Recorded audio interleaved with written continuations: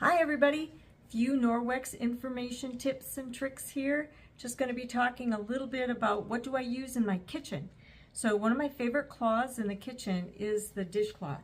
It's a mesh dishcloth. As you can see, it's pretty huge. It's meant for big messes. They do have a smaller version, which is my favorite. It's this cute little dark blue mini cloth. So this is what I use for doing dishes every day.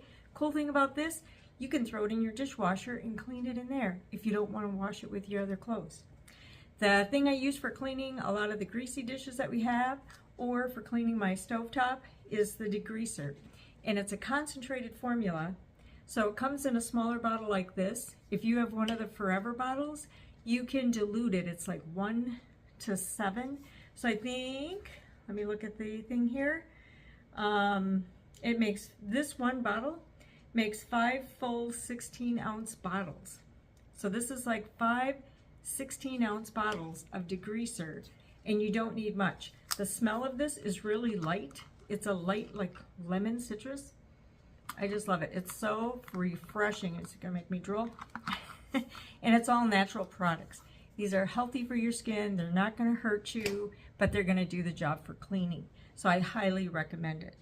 The other thing I use for scrubbing my stove or the pots and pans that are a little harder to get clean is this Enviro scrub cloth. It has the Enviro cloth on the back that picks up 99.9% of bacteria and kills it in the cloth itself. So when you hang it to dry, after you get it wet, the silver is activated, it cleans itself. I love it. So you don't have to wash it every single time. You just scrub it out a little bit, rinse it, hang it to dry. So then, to scrub up my stovetop or refrigerator or dishwasher front, I use the window cloth. So after I clean up with my degreaser and my scrubby cloth, either the dishcloth or my Enviro scrub, then I use this to shine it all up. So it's got a beautiful sheen on it as if it was brand new again. I love that about it. So more tips and tricks coming.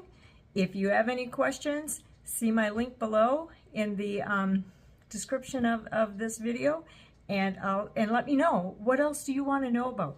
Tell me what you want to see a video about, or like do a demonstration on, and I'll work my best to get it up there for you. Have a great day.